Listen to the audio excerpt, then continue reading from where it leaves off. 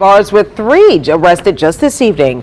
Good evening and thanks for joining us. I'm Sharice Gibson. And I'm Devin Bartolotta. This means only 2 are now still on the run. That's Antoine Massey and Derrick Groves. Well, tonight's arrest also marks the first time that we have seen escapees that were caught outside of New Orleans, with Linton Van Buren found in Baton Rouge, while Jermaine Donald and Leo Tate were caught nearly 400 miles away in Walker County, Texas. Lily Cummings joins us now in studio with more on this breaking news. Lily, a lot going on tonight. Yeah, Devin, Sharice, as you know, it's been 10 days since that escape, and it's been almost a week since authorities had made an arrest, but tonight they captured 3 more inmates, and we've been digging through details of those arrests.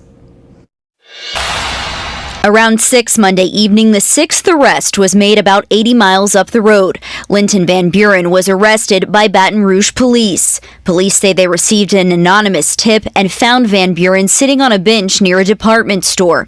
About an hour later, we learned 2 more inmates, Leo Tate and Jermaine Donald, were captured by Texas authorities in Walker County. That's about 75 miles north of Houston. Police say the pair led authorities on a high-speed chase through the Huntsville, Texas area. They are now being held and processed at Walker County Jail. It's unclear when they will be brought back to Louisiana. That leaves 2 inmates on the run, Antoine Massey and Derrick Groves. They are considered the ringleaders of this historic jailbreak. Well, tonight we also learned that a 13th person was arrested for allegedly helping one of those inmates. Diamond White is believed to have assisted Antoine Massey. She faces charges of principal to aggravated escape and obstruction of justice. Sharice. All right, Lily, thank you. And again, Derrick Groves, Antoine Massey, both of these men on your screen still at large. Groves has been convicted on 2 counts of second-degree murder and 2 counts of manslaughter. Massey was being held on domestic battery charges, and he's escaped from other facilities in the past. So if you know where either of these men are, you're asked to call Crime Stoppers. And remember, there is a $20,000 reward for any information leading to an arrest. And we're bringing you and look, you already know on this channel we hold racist institutions accountable, because if we don't, who will? And before we get this video, if you don't like black people, black issues, black talks, get to stepping. And this article is by 4WWL. It was published May 27, 2025 at 4:42 a.m. That was this morning. The Orleans Justice Center, still dealing with the fallout of an embarrassing jailbreak, has now been without running water since Friday night. Multiple sources tell WWL Louisiana this is inhumane, said the wife of one inmate who asked to remain anonymous, fearing that speaking out would jeopardize her husband's case. They are not giving any answers. They have not brought any water into to drink. OPSO did send WWL a statement by email about 8 p.m. Monday. It said Orleans Justice Center was not without water all weekend. Water was temporarily shut off Saturday, Sunday, and Monday because of road work. That makes sense. And I told y'all, when it comes to Louisiana prisons and when it comes to Louisiana jails, they are the new plantations. See, these people are mad because these inmates that escaped, they made them look goofy. They made them look stupid, and they mad about it. And I have to bring this type of video to y'all because a lot of people outside New Orleans, they look at New Orleans as a party city, to go on Bourbon Street, to go to football games, to eat food, to get drunk. That's it. So that's why I have to make these videos, just to bring awareness, because yeah, these 8 inmates that escaped, they got caught, but the 2 they want these 2, and they really want Derrick Groves, and this the real reason why. Run the tape. Derrick Groves is not going to be caught. They just paid his family in 2024 millions of dollars for that corrupt cop killing his grandmother. He was just about to be transferred. He orchestrated and planned this motherfucking escape, and he will not be caught. And the 2 niggas that was with him, I hope y'all stayed beside him. Because the baby not getting caught. He's not even here no more. He's not even in New Orleans no more, okay? His family gonna get him some of that money, and he's somewhere safe. Yeah. So to the New Orleans Police Department, stop searching in NOLA, because he ain't there. My boy on somebody's island sipping on some gin and juice. Happy birthday, Derrick.